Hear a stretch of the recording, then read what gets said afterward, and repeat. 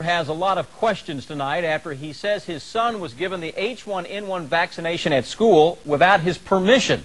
The child got the vaccination from Montgomery County health officials at Camargo Elementary School.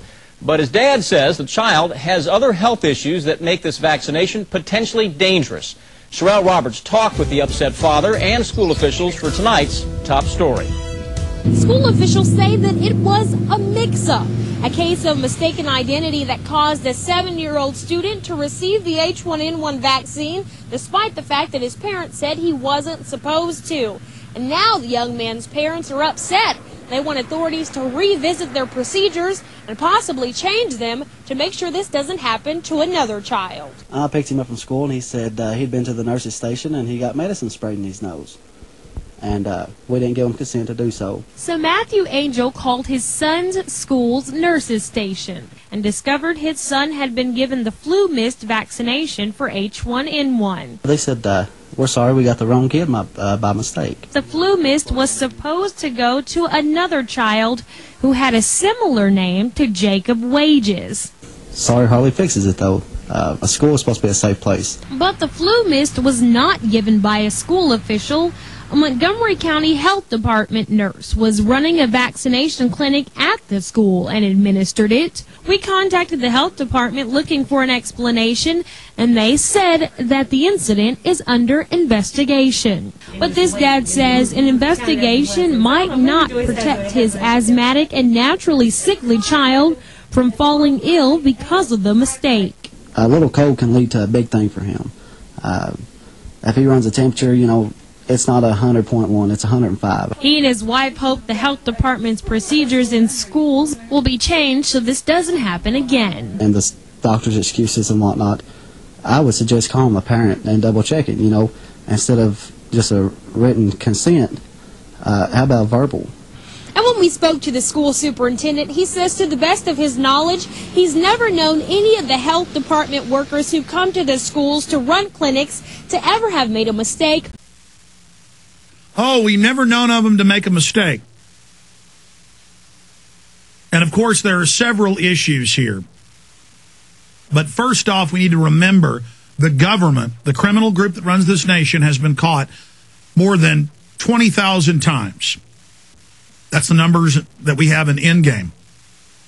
You can read hundreds of those cases at whatistheendgame.com, the bibliography for the film. We don't just make these claims. Of giving people syphilis, letting them die of it, radiating foster children, testing pesticides on foster children, spraying towns with chemicals, biologicals, radiologicals. Government does this over and over and over again.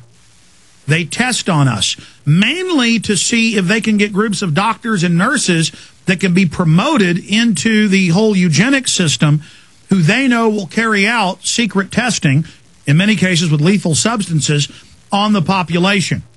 There's another big facet to all of this.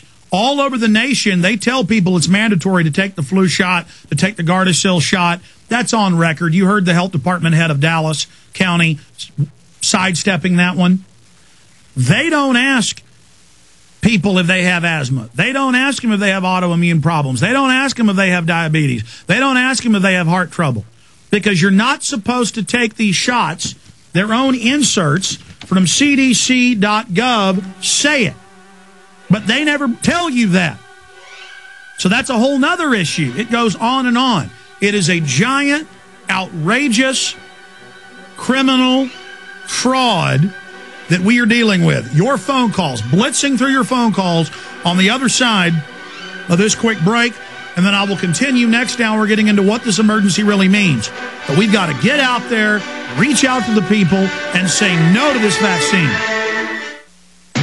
That's right. You can rely on this radio broadcast. We tell the truth, the whole truth, and nothing but the truth. And when we occasionally make a small error or mistake, we are the first to come and tell you.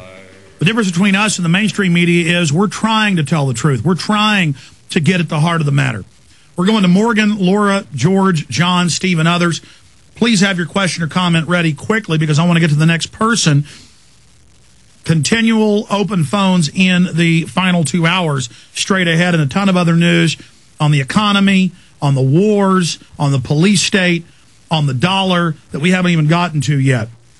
But here's a point I've been meaning to make. Several points. The solution is looking at you in the mirror. And I know you know that, but have you really consciously taken that information and then begun to take action?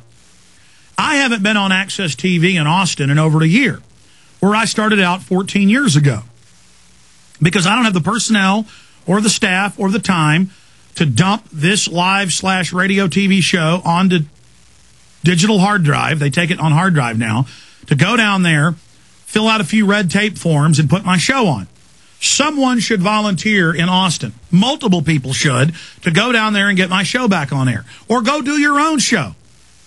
The federal government in 2 years is shutting down the mandate for Access TV.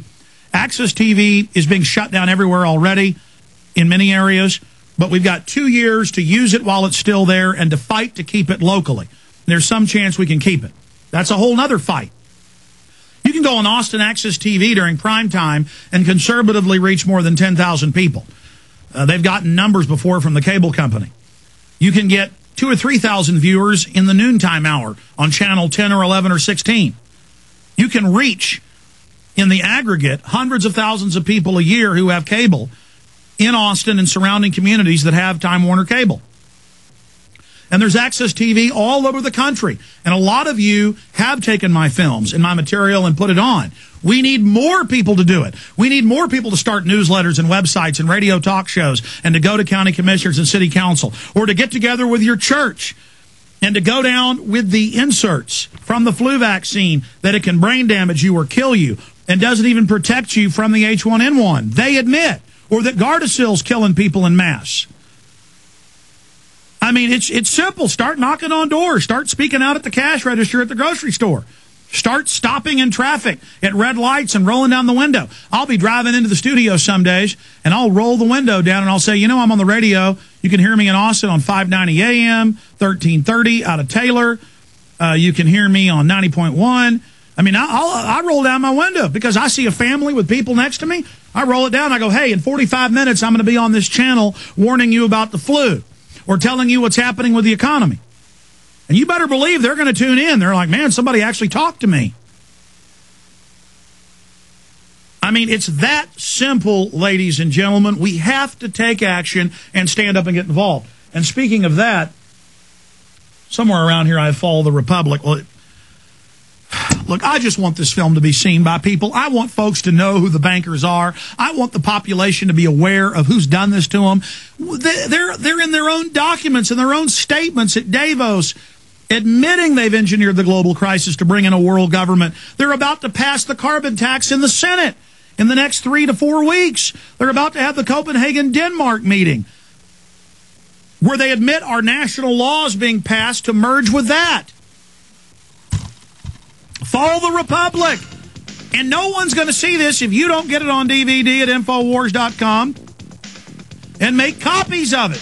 Or if you don't download it at PrisonPlanet.tv and get it to everybody you know. This film is the best work we've ever done. One documentary that explains it all. And it's done very stylish fashion. It's slickly done. People will watch it. People want to know why they're losing their standard of living? Give them this video. Get it today. Infowars.com. Okay, wide open phones interspersed with news blitz for the next 2 hours. Financial news, you name it. So much is happening. Everything's coming together. The global carbon tax, the Copenhagen, Denmark meeting, the civil emergency with the flu. We're breaking it all down. Children being given it without their parents' consent, confirmed all over the nation. The government is completely rogue and criminal. Morgan in Montana, you're on the air. Welcome. Hey, thanks for taking my call, Alex. I didn't really call specifically about the H1N1 flu, but I do have a 6-week baby boy, and I'm really scared. I'm not sure what to do. There's like about 12 different vaccines, and you got this H1N1 pandemic, and well, sir, it's not a pandemic. It's only a pandemic on paper. They did a regional pandemic, meaning the virus was worldwide, so they changed the rule. Normally it was millions of people sick. Now, there's a virus. Well, there's millions of different viruses out there. You do what you want, Morgan, but I've got 3 children, and none of them have ever had any vaccine put in their body. And I just read to you the inserts from the vaccine, how it can give you cancer, sterilize you, give you autoimmune disease, and has mercury in it. Been following it since it, about a year now, and listening to you and kind of verifying some things. And I went into the follow-up appointment with the doctor, and boy, they are just a huge vaccine proponents. And I talked about mercury, and we don't use the mercury anymore because everybody stopped, objected to it, and we use aluminum now.